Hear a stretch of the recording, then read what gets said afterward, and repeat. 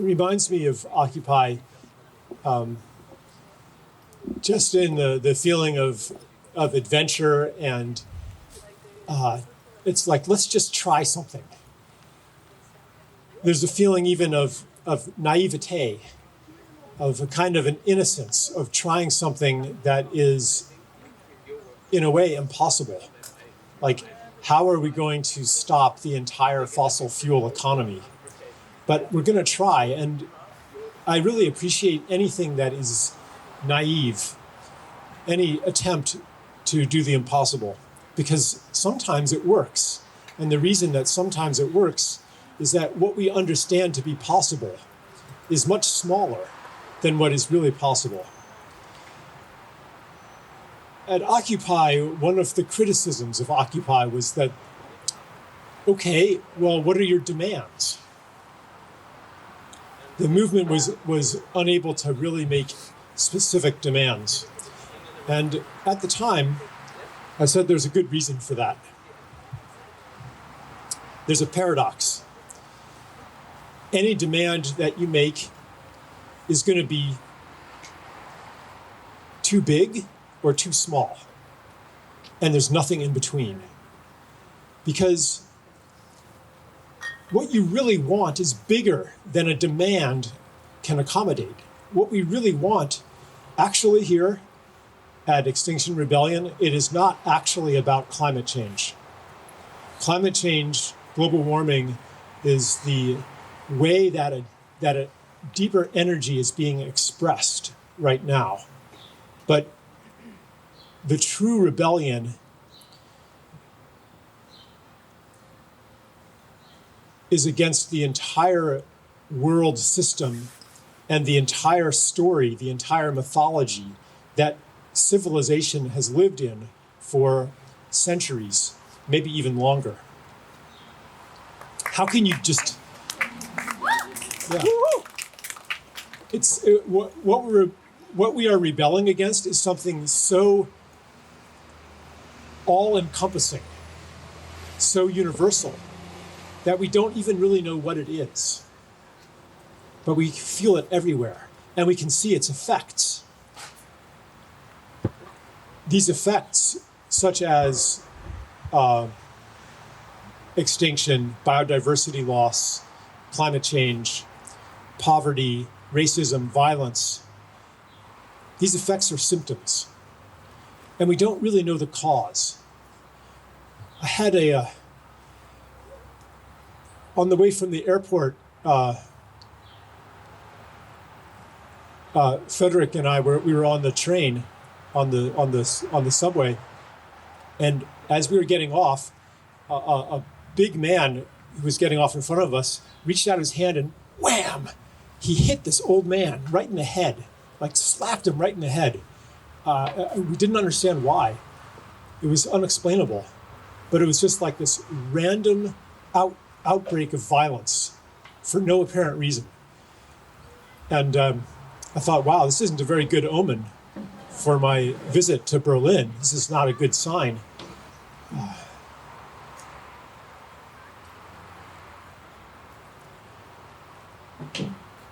When we see something like that, what's the reaction?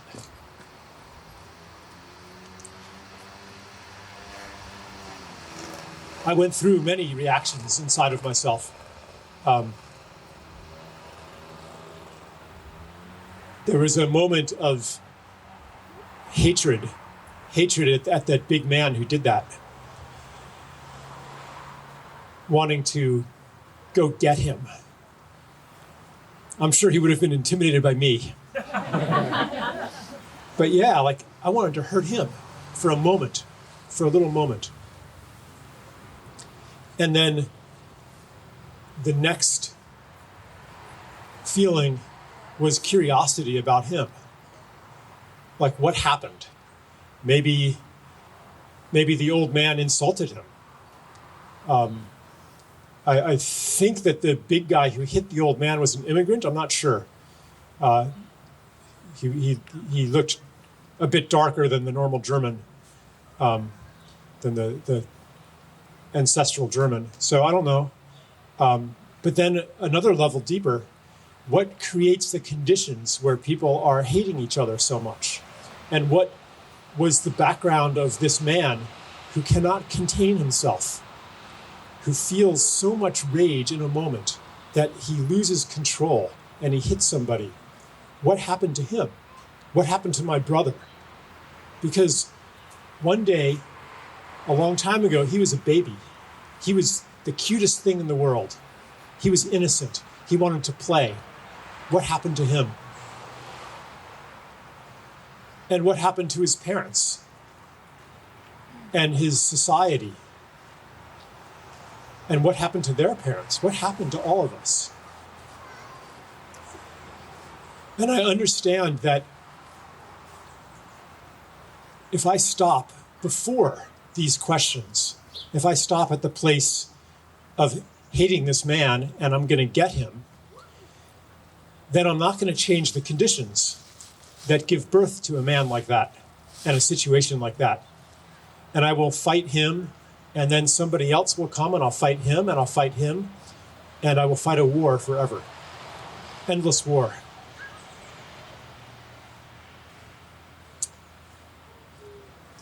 And so when I see anything that hurts me in the world, like a violent act like that, or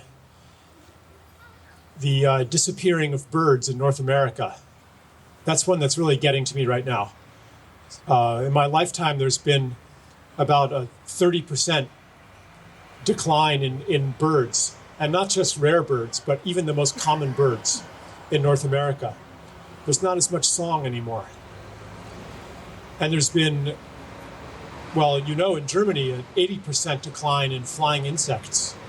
And the same thing in North America.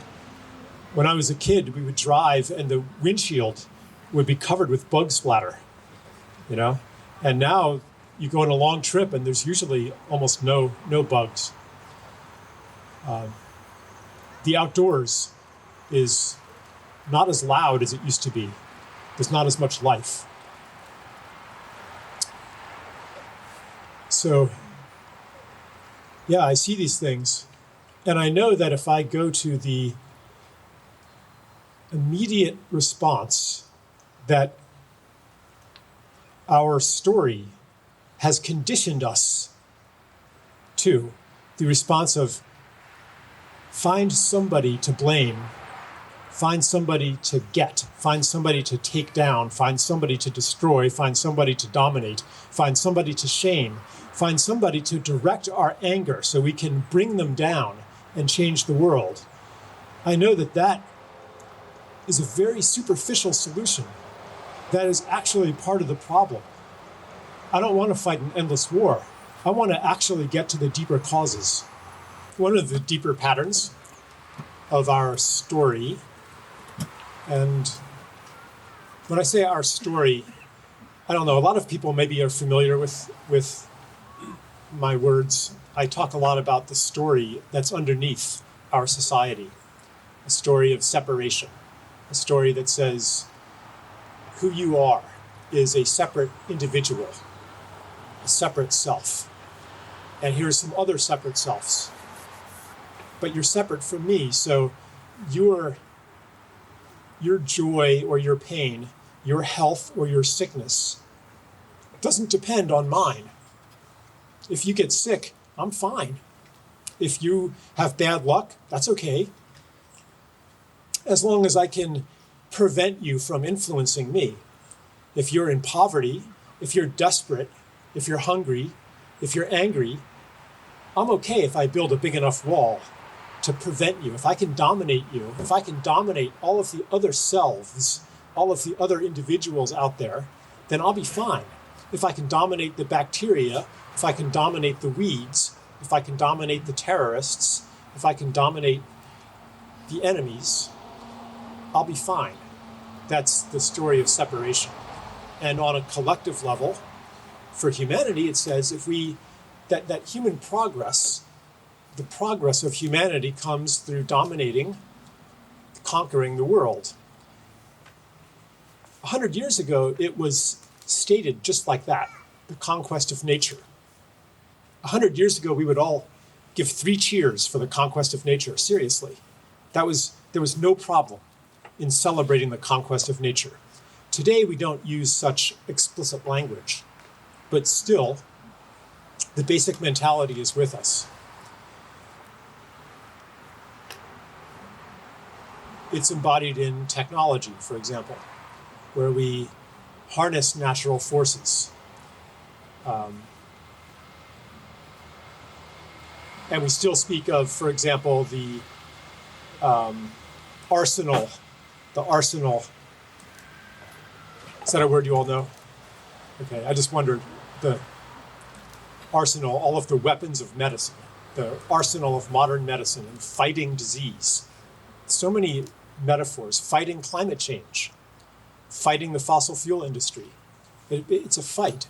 So the formula for world changing, the formula for victory in the story of separation is find something to fight, destroy that thing, suppress that thing, dominate that thing, kill the weeds in the field, kill the bacteria in the body, kill the cancer cells in the body, take down the corporate executives, pressure somebody, and things will be better. So the first thing to do is to find the enemy or to find the cause of something. So we look at insect decline, bird decline, plankton decline, whale starvation, the droughts and floods happening all over the world, extreme weather events. And it would be nice to find one thing to blame for all of those things. Aha! It's global warming. That's the cause. Now we know what to do because we found one thing.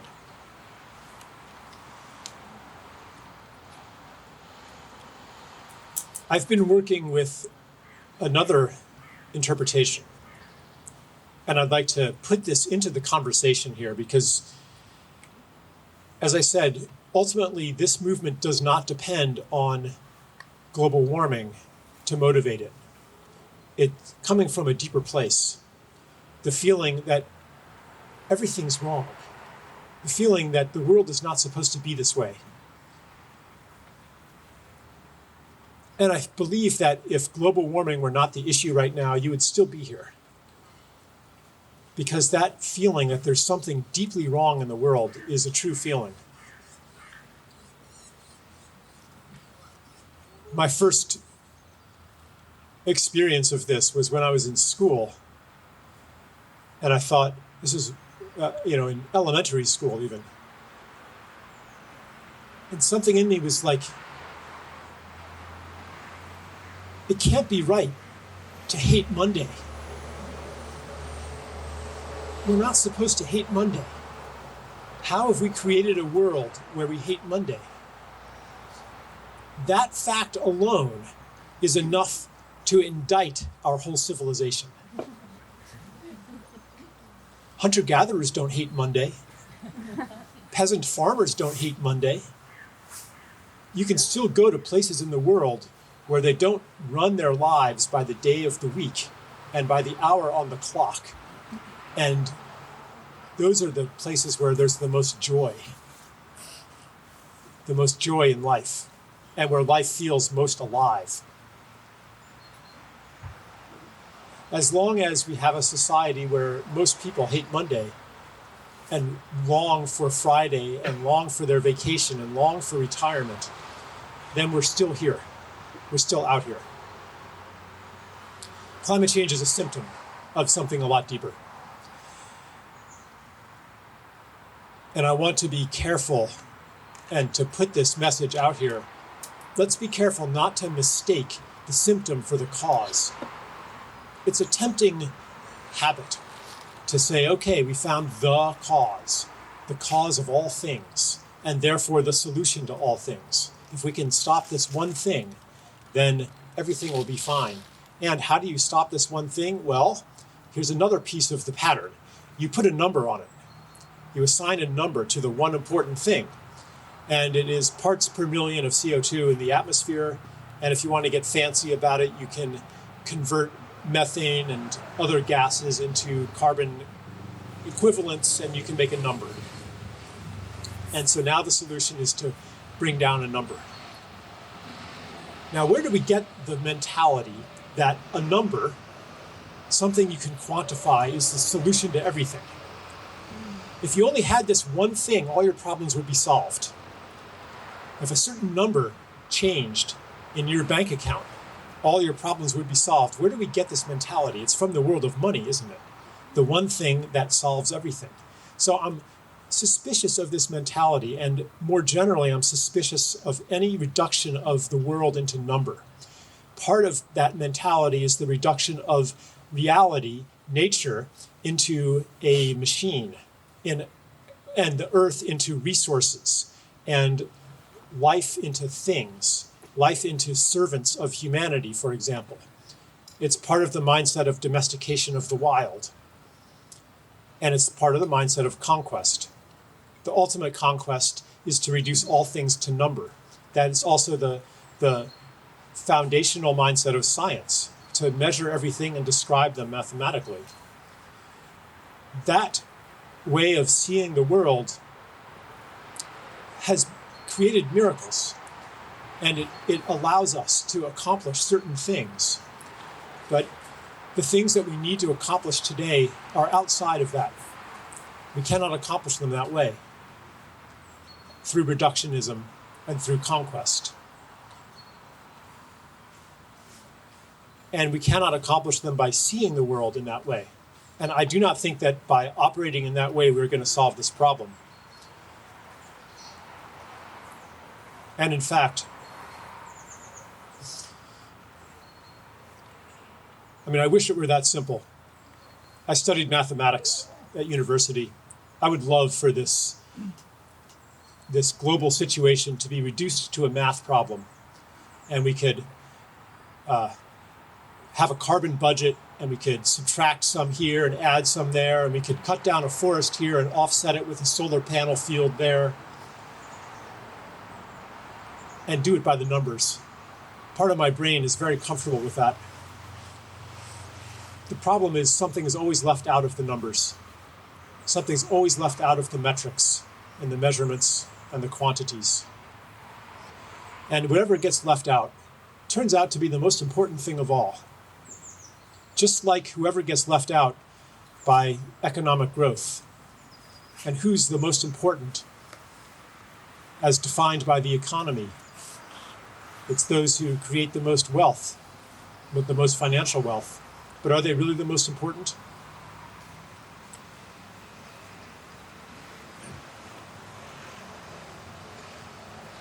What's the carbon contribution of whales?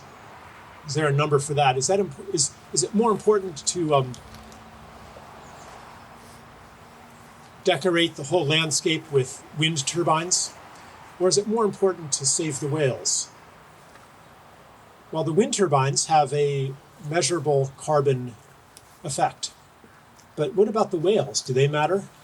Or are they maybe not so important? That's second priority for climate change, because we have this big crisis that we have to deal with right now, and it's a war. We have to be in a war mentality and do anything it takes to bring down those carbon numbers. So whales, is anybody talking about the whales here? In the 1970s, environmentalism was about saving the whales. And it wasn't because bad things will happen to us if we don't. It was because they're magnificent creatures and we love them.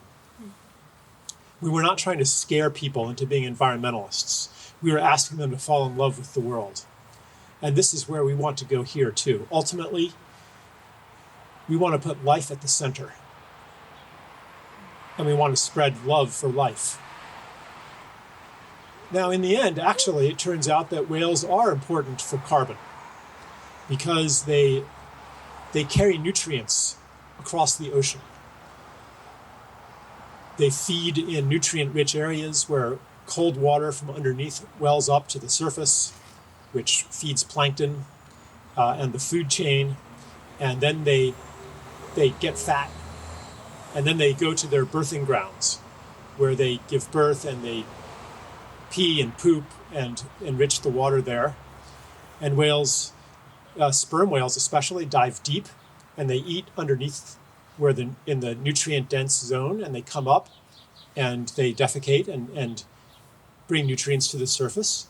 And whales and big fish also, through their body motion, they help mix the layers of the ocean also. Today, there's 10% of the big fish that there used to be, and less than 10% of the whales that there were a few hundred years ago. If you read, most people say, we're maybe 30% of the whales, but it's probably more like 5%. Some recent genetic studies have indicated that we have maybe 1 in 10 or 1 in 20 of the whales that we used to have. You used to be able to look out into the ocean, and today if you see a few whales, you're excited. But it used to be you could look out and you couldn't even see the horizon sometimes because the mist from their blowholes would fill the air. Thousands of whales. So they help mix the layers of the ocean and they transport nutrients. And maybe, you know how the whales sing their songs and they can hear each other from hundreds of kilometers away, forming a neural network, a brain of the whole ocean. Maybe they're even in communication with the ocean and the conditions and each other to bring the nutrients exactly where they're needed. Maybe the ocean is alive. Anyway, they bring these nutrients to feed the food chain in places that would otherwise be dead. Part of the food chain is coccolithophores, which are these plankton. There's several kinds of plankton that make shells around themselves. The shells are made of calcium carbonate. And then when they die, the calcium carbonate sinks to the bottom, sequestering carbon. Okay. And without the whales, the plankton cannot live. I guess whales are important after all, because they help sequester carbon. If we could only put a number on that, then we could validate how important they are and include them in the global warming fight. But you can see how we can never measure that. We can never measure the importance of bears. What do bears do anyway? Well, I'm more familiar with North America, but something like this probably happens in Europe as well. The fish, the salmon, come in from the ocean upriver, and they carry ocean nutrients inland. And then the bears eat the fish. And then they walk off into the woods, and they poop in the woods. And in fact, in North America, we have, in a healthy ecosystem, there's black bears, and then there's grizzly bears, which are much bigger. The black bears are very good fishermen. So the black bears catch a fish, and then the grizzly bear wants to come and take it from the black bear. So the black bear runs as fast as it can deep into the forest. So it spreads the nutrients from the fish even farther into the forest. And an ecologist told me that in some places, the nitrogen in the trees, half of it is coming from the oceans. So it's a really important process. You can see from this, okay, and then with those nutrients, the forests are more resistant to diseases and to fire. So they store more carbon. Oh, good, the bears are useful after all. So you can see how ridiculous it is to try to reduce a living planet into a machine and to evaluate its health based on one quantity. Now, and so that is my fundamental operating paradigm is that Earth is alive. Earth is alive. And what that means is even if we cut carbon emissions to zero, and we call that sustainability, if we cut them to zero tomorrow, but we continue to scrape the bottom of the ocean and kill all the fish, if we continue to cut down the Amazon and mine the metals underneath it, if we continue to drain the wetlands for development, if we continue to clear cut the forests, then the earth will still die a death of a million cuts. Because these are the organs of a living being. The forests, the wetlands, the soil, the fish, the whales, these are organs of a living being. Without them, the planet dies of organ failure. I remember the photographs of the oil spills on TV in the 1970s. There were some big oil spills in the 70s and 80s. And I remember the birds, the seabirds, covered in oil, just dying there. And I remember driving and seeing the strip mines to get coal from the mountains. They were just destroying whole mountains. And I remember on a road trip, driving through the great virgin forests of the West with these gigantic trees,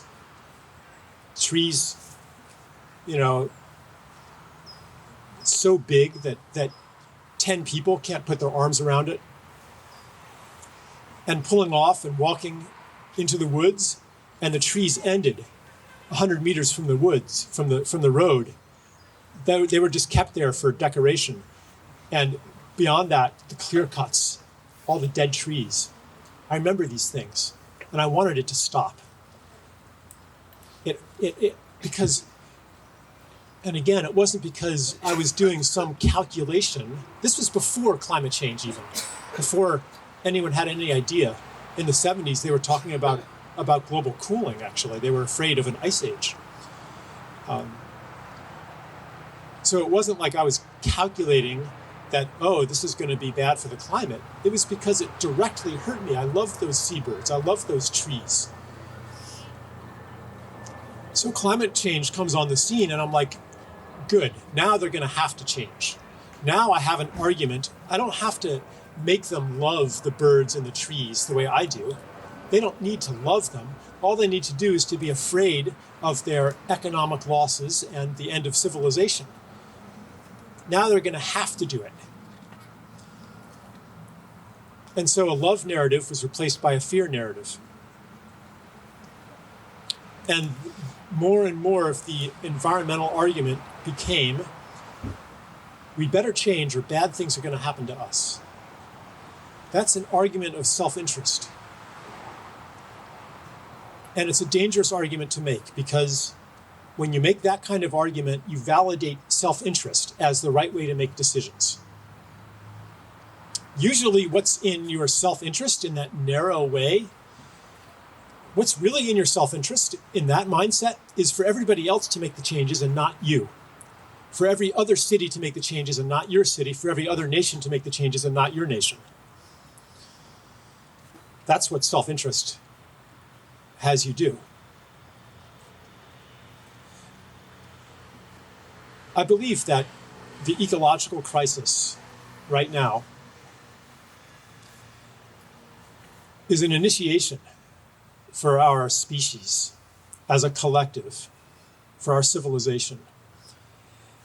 And it's not an initiation into being a little more clever and finding carbon neutral fuel sources to keep the whole thing going, to keep the whole world where people hate Monday going, to keep the whole world of concentration of wealth and poverty and ugliness going, and ecocide. But with carbon neutral fuels, that's not the revolution that we're in. It's into a new story, or I would say a new and ancient story, and a new relationship for civilization to nature and to all of life. A love relationship.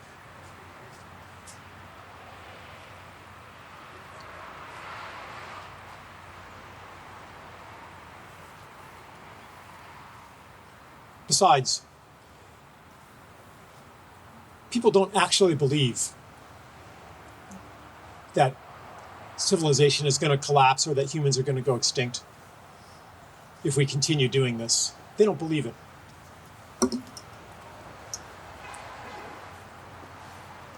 I'm afraid that they're wrong, but I'm even more afraid that they're right. Let me explain. I'm afraid that they're wrong. I'm afraid that we will destroy the ecological basis of human existence and that there will not be a seventh generation. But I'm more afraid that we can destroy all life on Earth and continue to exist as humans, maybe even to continue to grow. After all, isn't that what we've been doing for hundreds of years? Every generation, the world gets less and less alive, and every generation, there are more and more people. In fact, a famous book and article by Steven Pinker he's an American philosopher, anthropologist.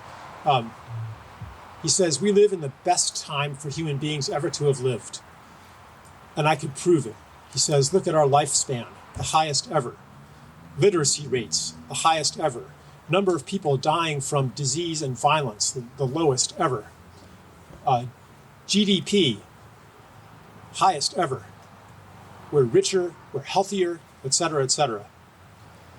Now, his numbers don't include everything. They don't include that suicide rates are the highest ever, depression rates are the highest ever, addiction rates are the highest ever. We're not acting like this is the best time ever for a human being to be alive. But by some measures, we're doing fine. Even though we have 10% of the fish, half the trees, 20% of the insects, less and less birds, less and less amphibians, coral, wetlands, forests, even though the soil is dying everywhere. We're doing fine. Experience tells us that this is going to continue. And this is why I'm afraid that people are right in thinking that climate change is not actually a threat to humanity. What if the future is a concrete world with maybe a few parks for aesthetic relief, where we deal with carbon dioxide by installing giant machines everywhere, and the whole landscape is filled with solar panels and wind turbines, and the atmosphere is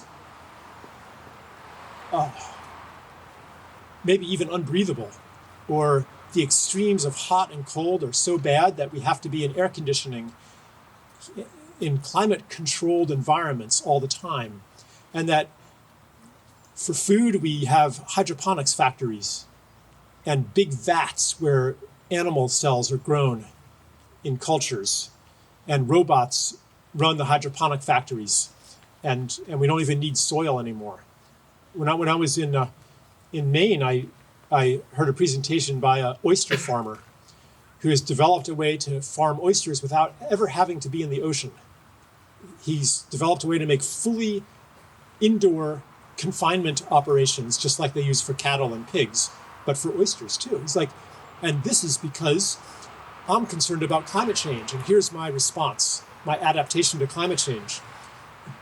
Ocean acidification doesn't matter, because I can do it all indoors. What if that's the future? Nature's dead and humans are still alive.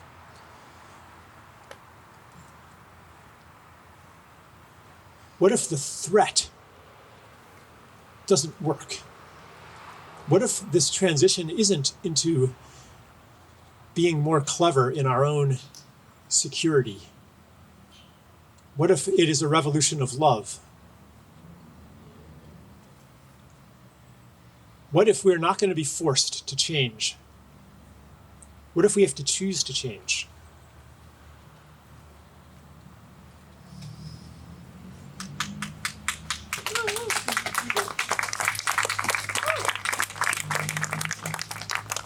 What if the choice in front of us is not about sustainability? Sustainability, how do we sustain what we have? How do we keep it going? What if the question right now is, what world do we want to live in? A living world or a dead world?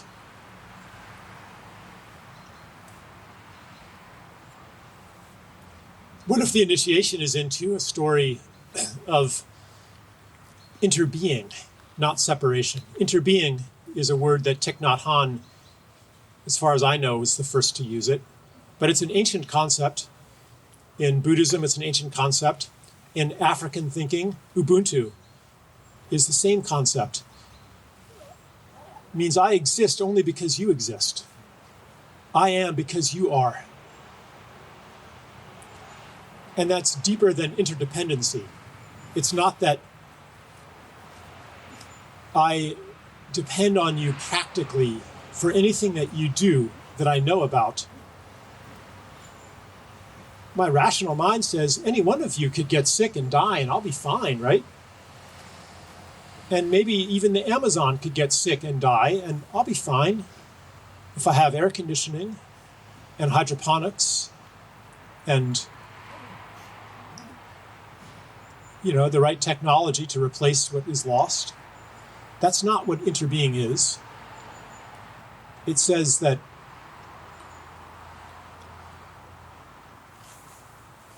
there is an intimate connection between self and other, between inner and outer, between human and nature. That when the Amazon dies, something dies in me. When anything in the world dies or suffers, something is suffering in me. When there are millions and billions of people in poverty, then I am in poverty in some way. Even if I have enough of everything I can measure, something's missing.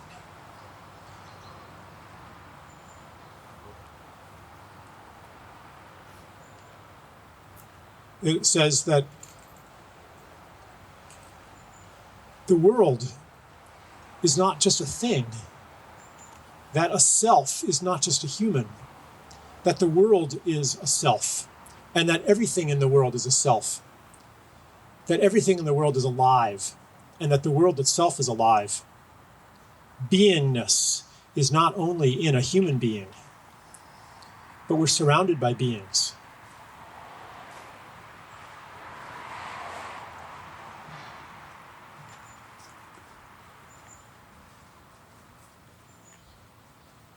Now, I'm not saying that we should give up on stopping fossil fuel emissions.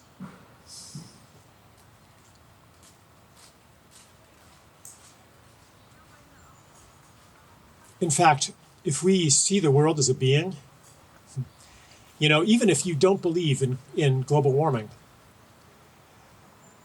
you still would want to stop the oil drilling because of all those oil spills and what it does to the water and what it does to the land where you're drilling. I mean, have you seen the what it does to nature to build an oil field? Have you seen the photos of the Albertan tar sands, where huge landscapes that were covered by forest, they are now covered with toxic pools of wastewater? I mean, have you seen the mountains that are stripped for mountaintop removal?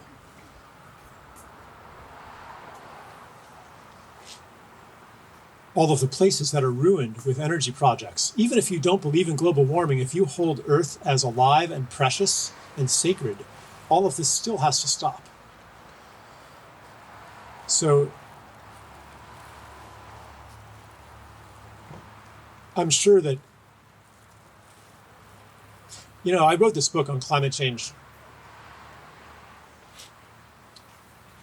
And in the process, I became less certain of global warming.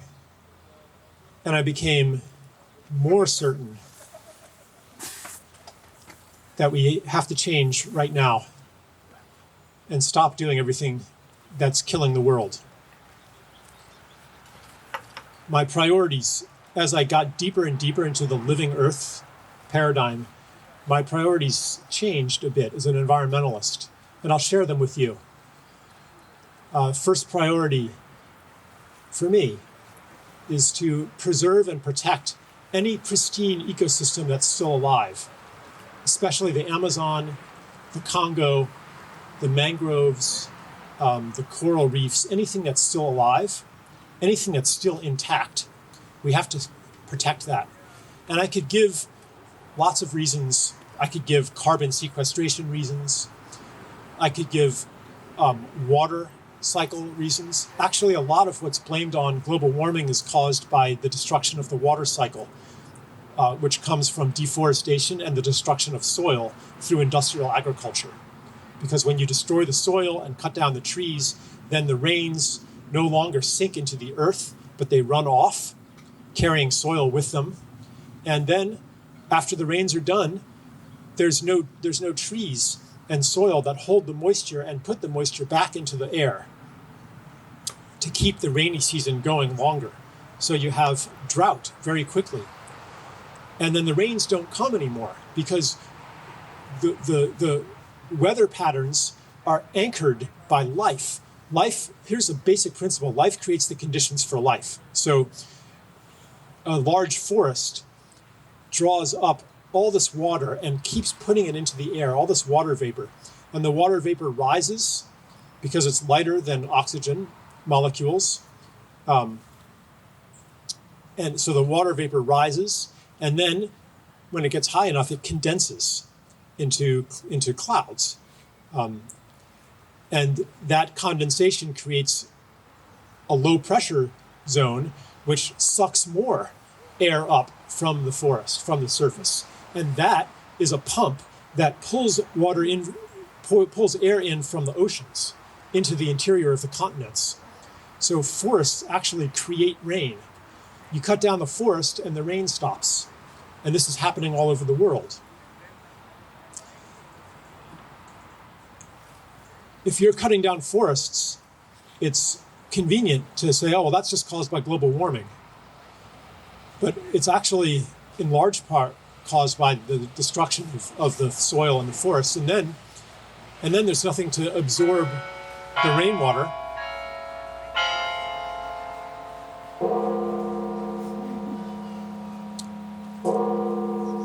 Trying to wait for 11 more seconds here.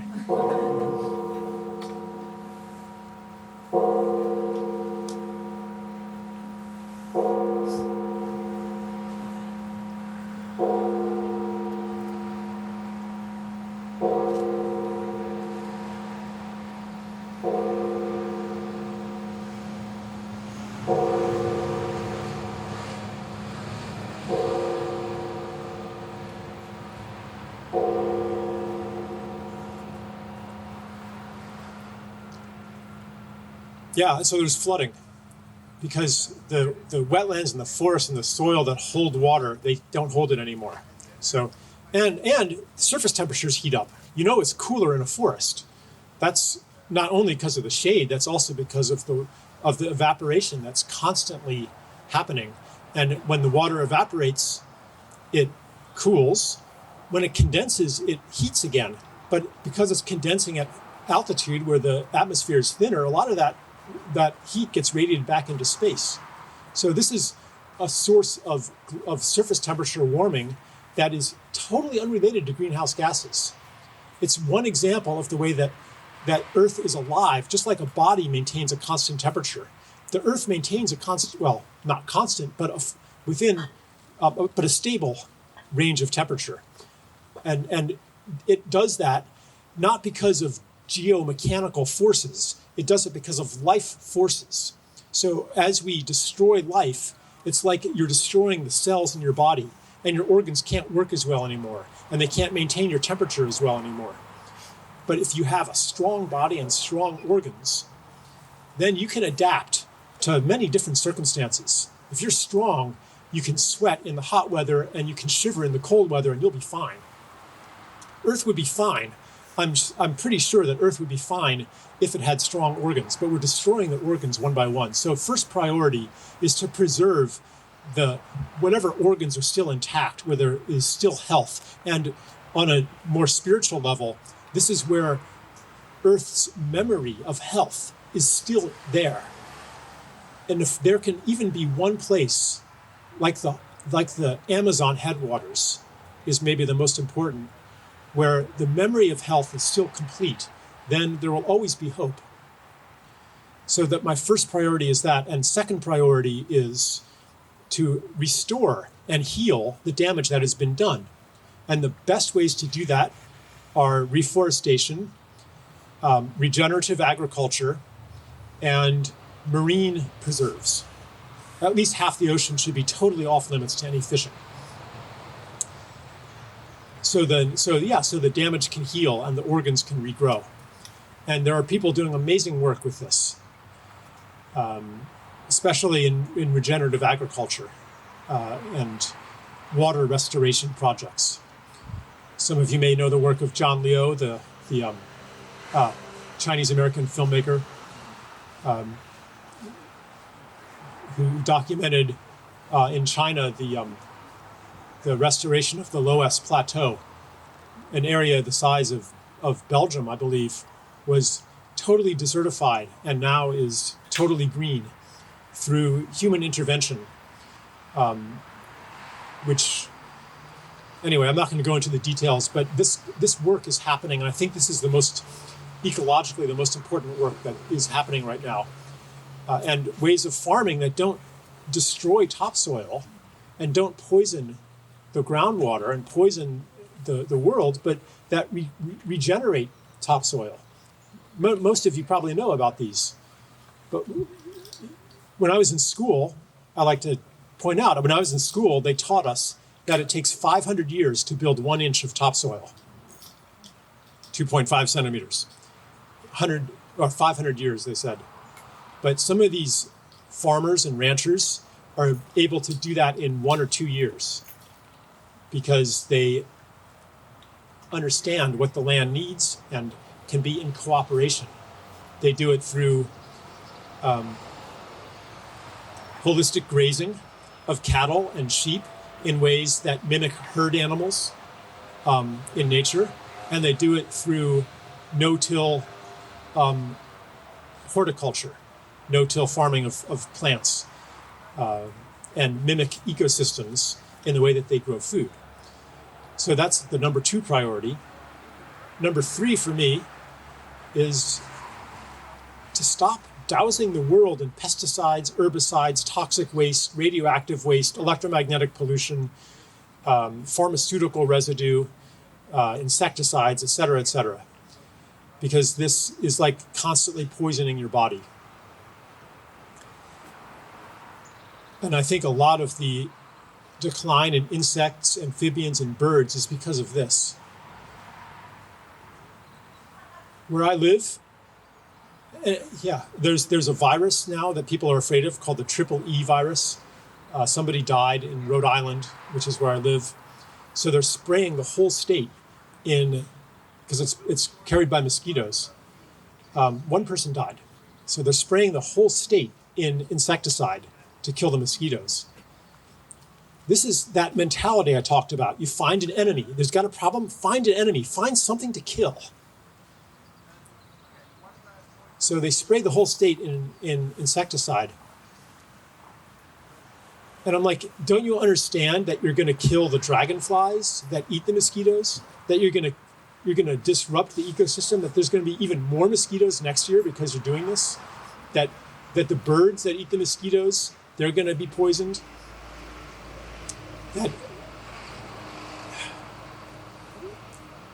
But from the mentality of the public is scared, we have to do something, do something now. It's urgent. The situation is urgent. Do something.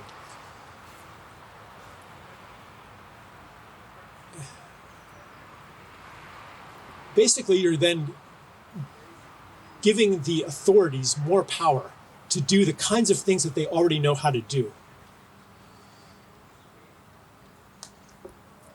What needs to be done, they don't know how to do. One of the demands of Extinction Rebellion is tell the truth. Tell the truth. The thing is, they don't even know the truth.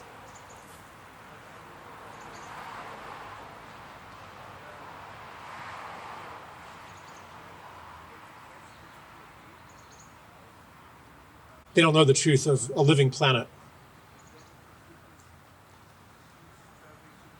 They're probably not aware of the truth that life creates the conditions for life.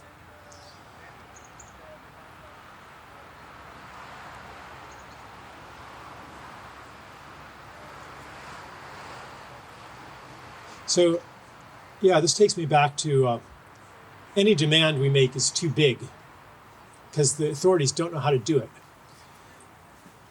Or any demand we make is too small because if it is something doable that we can actually ask them to do, it's not enough.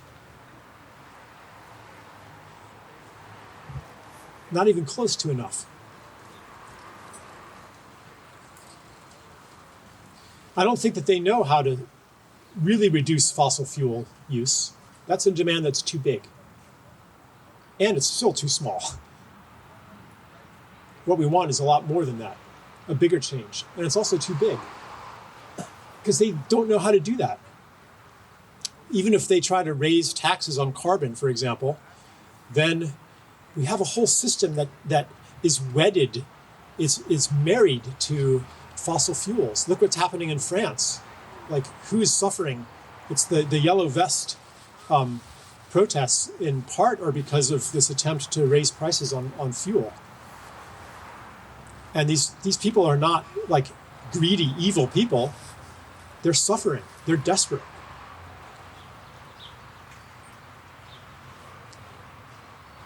So the whole financial system has to change. The whole economic system has to change. That's not something you can actually demand.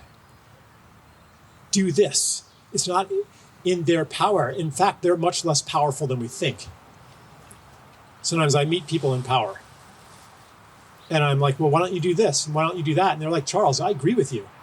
But there's the opposition party. There's the bond markets. If my country does this, then the international financial markets react negatively and our interest rates go up and we can't. I mean, they do not feel powerful. Or if you talk to a corporate leader, they don't feel powerful either. My shareholders, my middle management, my supply chain, the markets, the consumers, the prices, they don't feel powerful. What I'm saying is that we don't know what to do. Nobody knows what to do. And that would be good, to not know what to do. Much better than thinking you know what to do, but actually not knowing what to do. But to be in this place of, wow, we are in this together and we don't know what to do.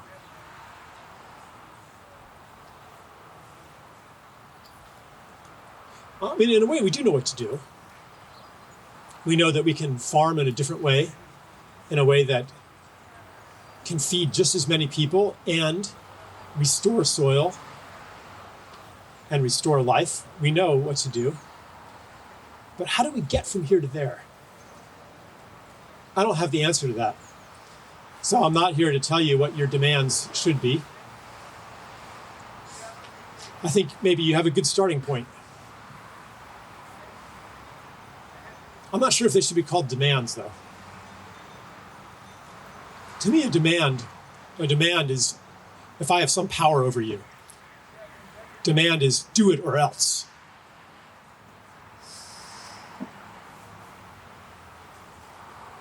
Do it or bad things will happen to you. But is that really the solution?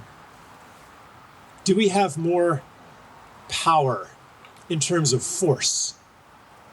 In terms of the capacity to deal out violence? Do we have more power? Can we scare them into changing? Uh-oh. If we don't meet their demands, uh-oh. Bad things are going to happen, uh-oh. Is that really the plan? If they were evil, that would be the only possible plan. If we believe that they'll never change because they don't want to change, those fuckers. They're greedy. They don't care. They don't have the love that we have. Then we're going to have to make them change by scaring them into change, either with predictions of climate catastrophe or with fear of social disruption, because we're going to block the streets and we're going to march on their parliament and we're going to tear them down. If they're totally evil, that's the only possible plan.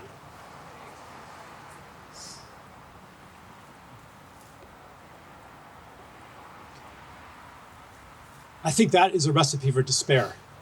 We know what that script is. You start blocking the roads and creating a civil disturbance, and then the police come in, and then there's some police does something and hurts somebody, and then people get outraged about that, and then the black bloc comes in and says, if they're going to do it, we're going to do it too, and violence is justified because the state is violent, and then eventually the public becomes unfriendly to you,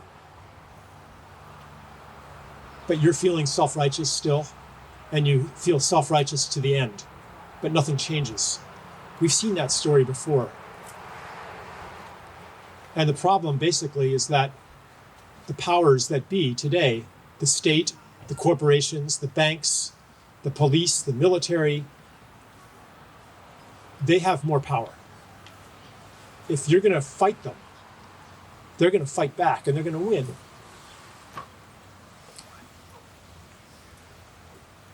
The hope does not lie in winning a fight. The hope lies in recognizing that we're in this together and that on some level they want what we want.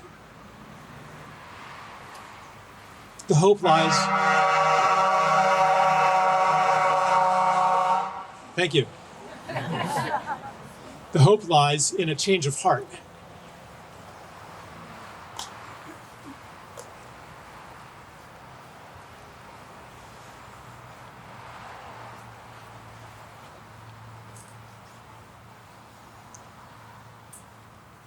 The hope lies in a change of heart. The hope lies in the awakening of love for life, love of a living planet, so that people have the courage to make the changes that are necessary on every level. We have to recognize that if you are a politician or a corporate executive, that it takes courage to take even one step toward sustainability. I don't like calling it sustainability because I don't want to sustain what we have, but I'll call it that for now. To take one step to ecology takes courage. It seems impractical. It seems scary. How do we create the conditions for courage? How do we connect people with the love from which courage comes? Courage is love. It comes from love.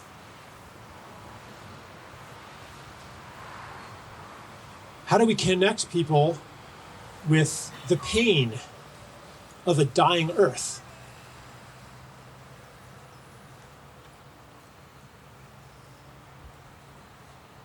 This is not about avoiding the bad news.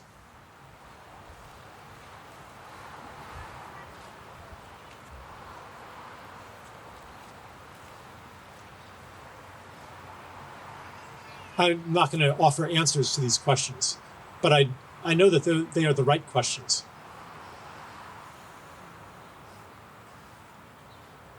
How do we dissolve the barriers that stop us from loving this beautiful earth? How do we heal the trauma that makes us numb so that we don't feel the pain of others and the pain of others, not just human others?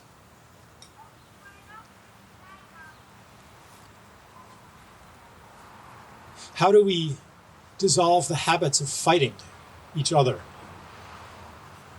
If there's no peace, there will be no healing.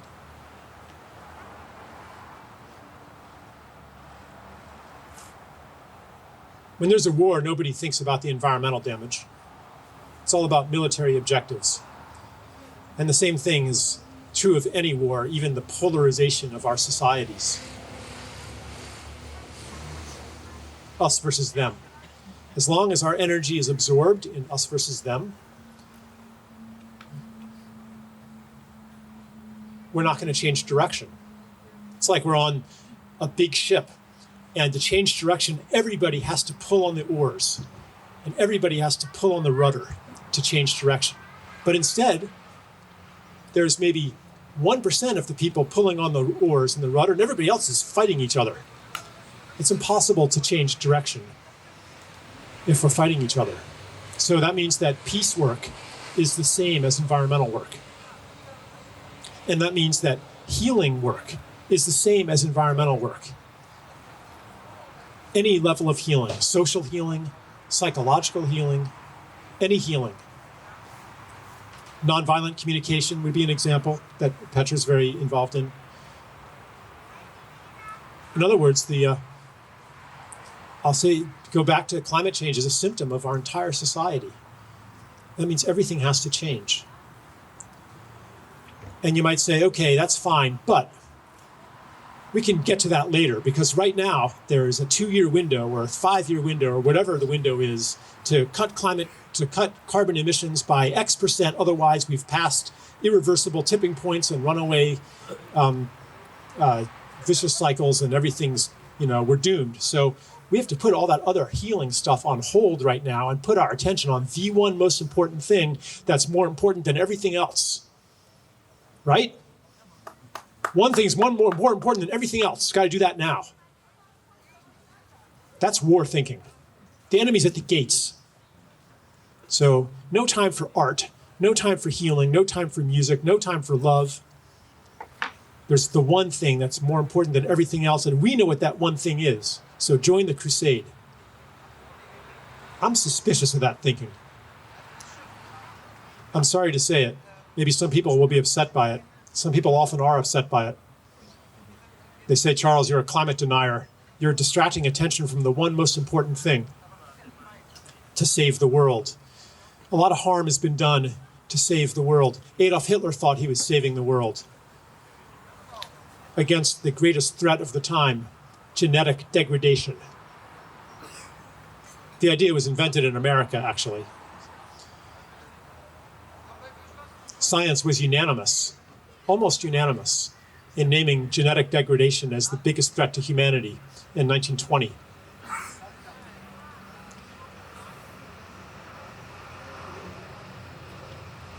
And I'm not saying that, climate change is like eugenics, but what I am saying is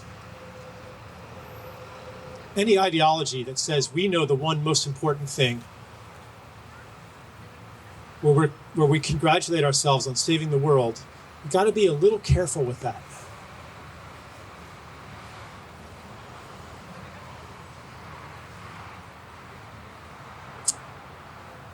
What about the people in my country? There are people who spend their whole lives trying to liberate men from death row. We have capital punishment in America, execution, and sometimes innocent people are executed. And there are people, activists, who are trying to change that system. Is what they are doing not very important? Because, when the sea level rises 20 meters, then we'll all be dead anyway, so they shouldn't be spending their energy on that. Or what about people trying to find housing for homeless people, or to do social work, or to work with abused children? Is none of that important? You see, on some level, we understand that the global climate and the political climate and the social climate and the psychic climate, the geistic climate, these are all related. And that a society that exploits its most vulnerable members will also exploit the most vulnerable places on Earth. That this is all together.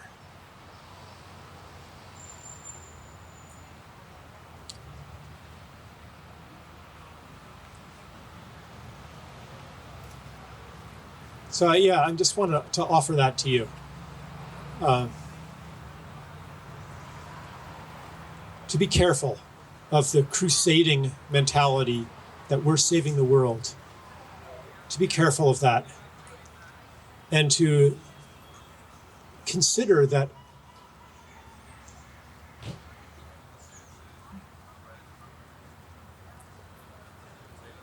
this is so much bigger than what we call climate change.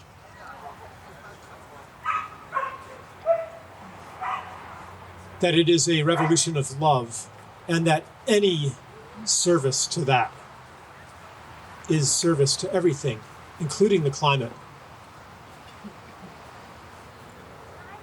And to trust that we are a part of a process that is inconceivably bigger than ourselves, that we cannot understand.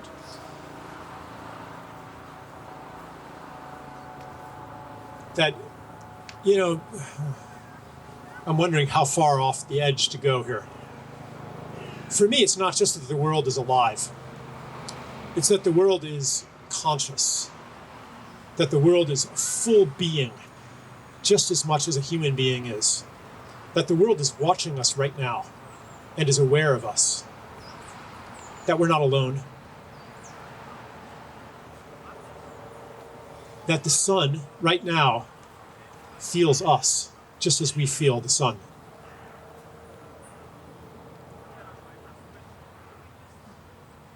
That there is intelligence to the events of our lives. Sometimes you experience this intelligence as a synchronicity, the feeling that something was meant to happen, as a mysterious, amazing experience.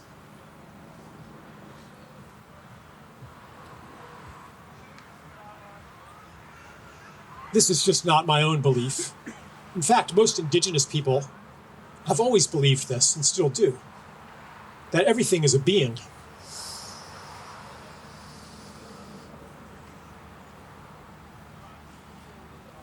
That those trees right there are beings. They are aware of us. They are having an experience. My birth religion is science. My birth religion says that's ridiculous. Those are not beings. They're just woody tissue. That's not a being. That's just a big ball of hydrogen gas undergoing nuclear fusion. And I'm projecting beingness onto them, but it's really just in human beings. The world is a dead thing. Can you see how that's part of the problem? The world is a dead thing. If so, why not maximize our benefit? Why not turn it into one gigantic strip mine and garbage dump and parking lot? Why not? It's just a thing. That's the mentality that has to change. That's the revolution that we're in. To see it not as just a thing, but as alive and sacred and precious. Something that we can love.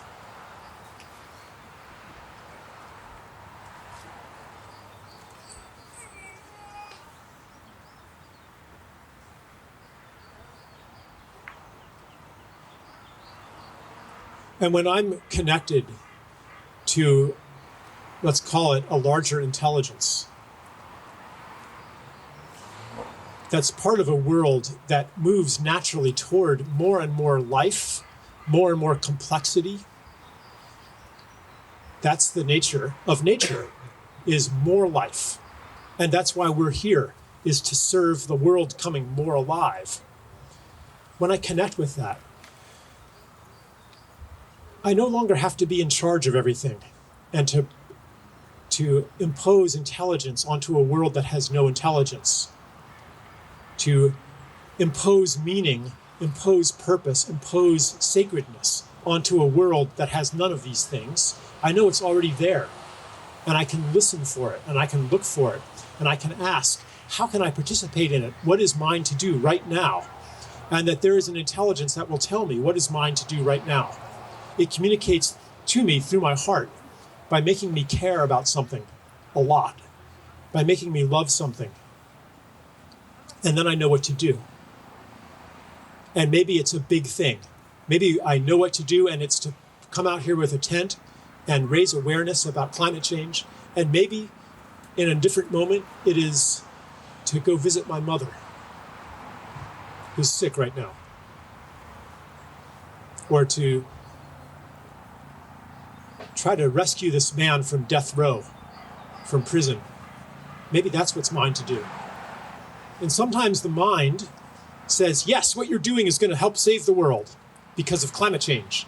But sometimes the mind says, heart, what you're asking me to do it's not going to save the world. It's not going to do any good at all. And what I want to say is that our minds don't understand very well right now the way that the world works. Our minds are conditioned to separation. Oh, anyway, I feel like I'm going too far now. No. Well, maybe too long. Okay, I've been talking a very long time here. That's just my mind, okay.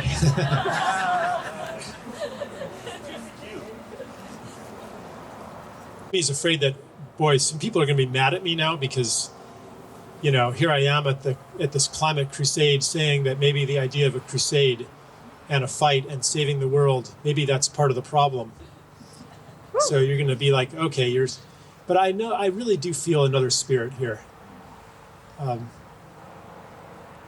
As I said, the same spirit as Occupy Wall Street.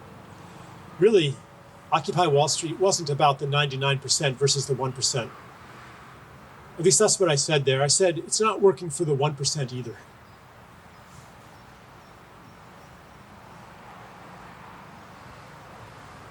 It's not working for the 1% either.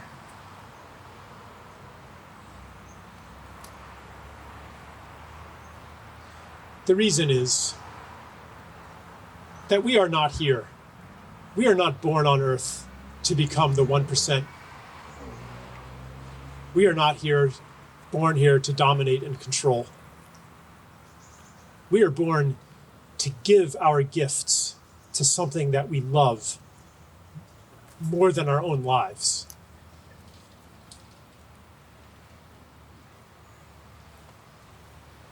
Nature is not a battle of each against all,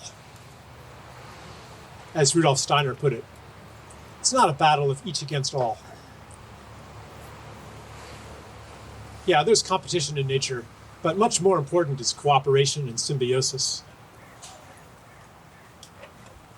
Every species in an ecosystem is there to give a gift to that ecosystem.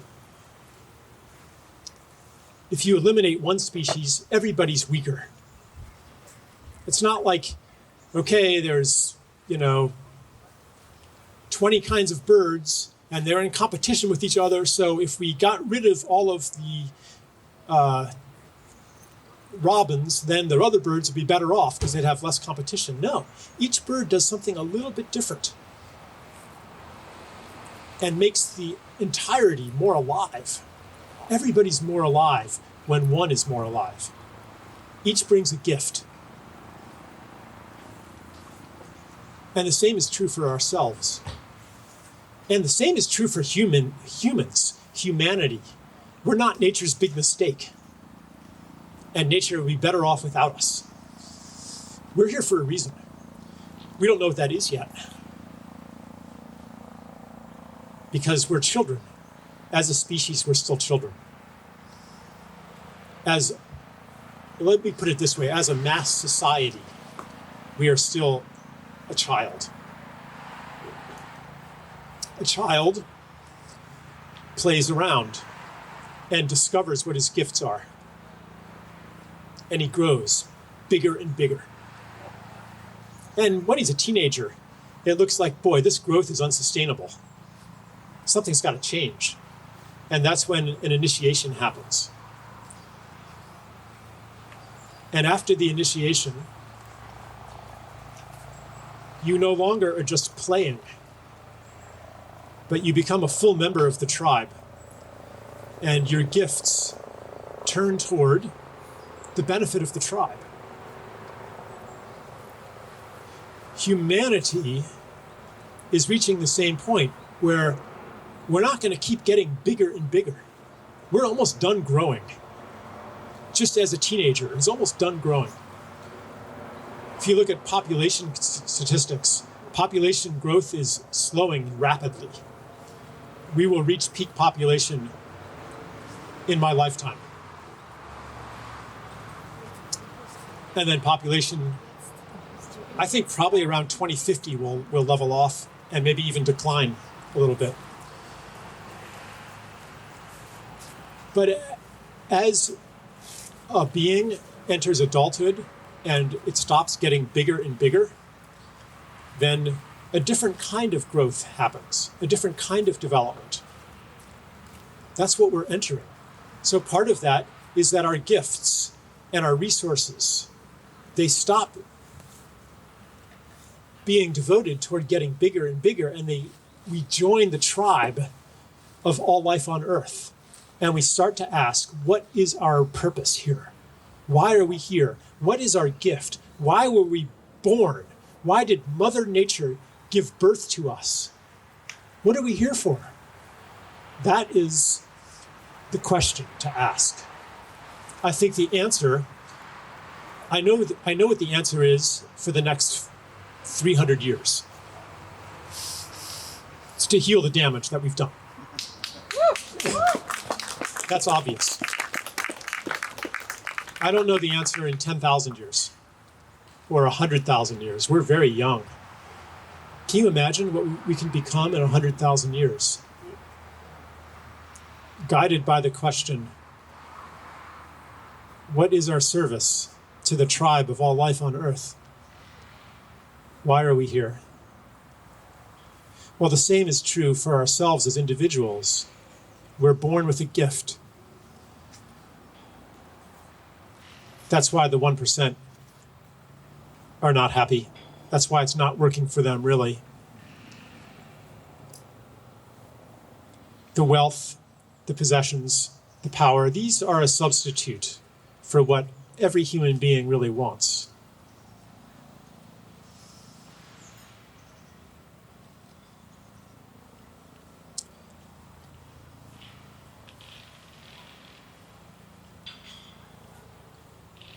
What we want is to be full members of the tribe. We want to express our gifts. We want to belong. We want to be at home here.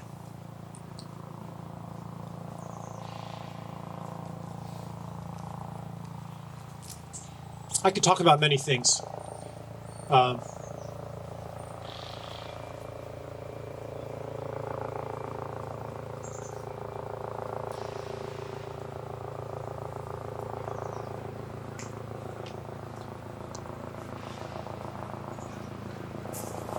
I want to think about what's the most important thing. I'm going to end very soon.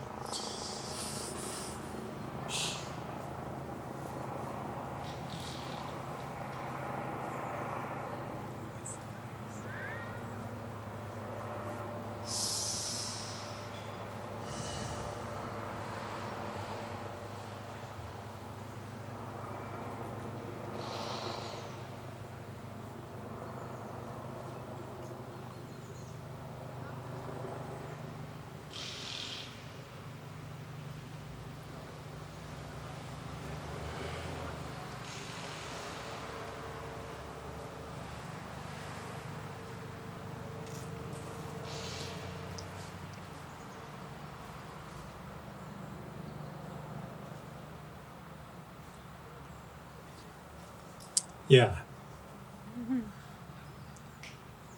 I'm very hopeful. I don't feel any of the despair that so many in this movement feel.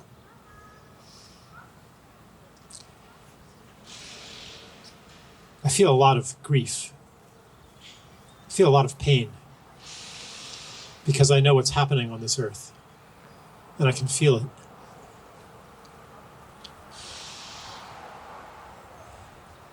When I have gone into despair, later I understood that that the despair was an escape from actually feeling the grief. Despair takes the grief and it channels it into a story about the future. That story, which is we're doomed, it's all doomed, there's no hope, that's just a story. And that story is based on assumptions that are not true.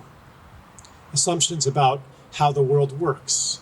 Assumptions about what's possible. Assumptions about who is powerful. How change happens.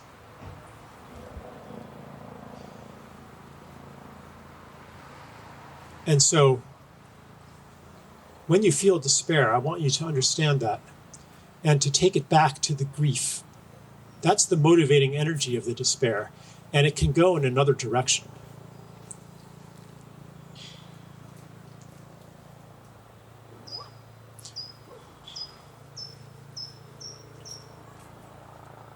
So I'll give you a few reasons why I am hopeful, why I'm optimistic.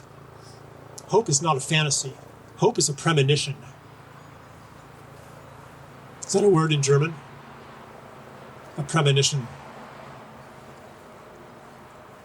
Seeing something that is in the future. Feeling something in the future. It's the future reaching into the present and touching us. That's what hope is. It's not a guaranteed future, but it is a possible future. And we can feel that it's real. So, I'll give you 5 reasons why I'm hopeful. 1 is because I've had experiences that are from the future that felt real in the moment, not as exceptions to reality, but as promises of what is to come. 2nd reason is I've had experiences in my life that my scientific upbringing said were impossible, but they happened. And they made me realize that what I have been told is possible is much smaller than what is really possible. 3rd reason, how does big change happen? It happens through a process of crisis, collapse, of a story, of a way of seeing things, of an identity. Then a time of unknowing, an empty place, and then the birth of something new. That's what an initiation is too. And that's what's happening. That's the 3rd reason. 4th reason.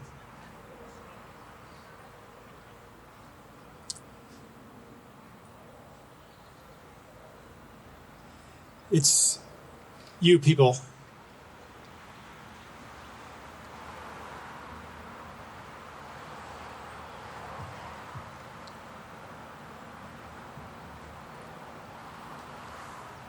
I'm looking at you.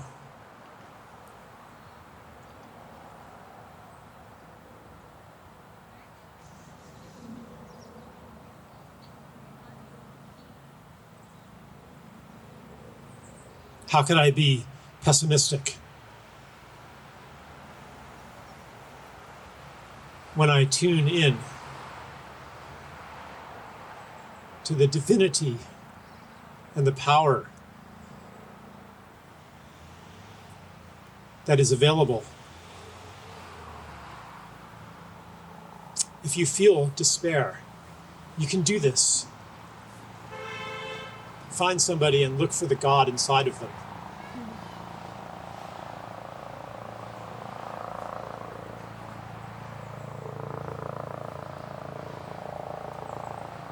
And the final reason, which is related to that, is also when I look at you, I see life.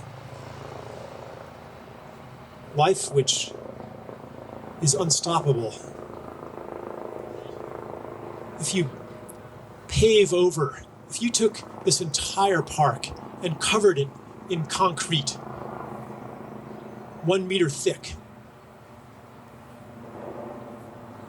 and you left it alone, in 100 years, in 200 years, it would be beautiful again. The natural tendency of this universe is towards life. Life bursts out everywhere. I grew up believing that the natural tendency of the universe was toward entropy, toward devolution, and that order could only be maintained by effort, by control. But in fact, order is born everywhere. Organization is born everywhere. Life is born everywhere. The universe is bursting with wanting to be more and more alive.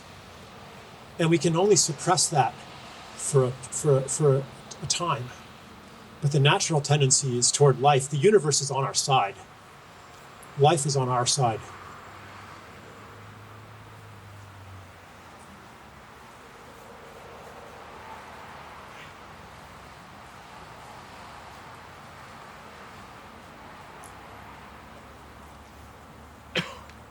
So really what I'm saying is, I guess, is to let's embrace that. Let's recognize that. Let's accept that we are part of the universe becoming more and more alive, and Earth becoming more and more alive. Putting life at the center of all that we do. Understanding that we have, each of us, a unique gift in service to life. And that's why we're here. To turn our society toward life and no longer death. No longer each generation living in a world a little bit more dead than the last generation. Now is the turning point. Everything we do should be a step toward life. That is the revolution. Everything that we do, a step toward more life. Thank you.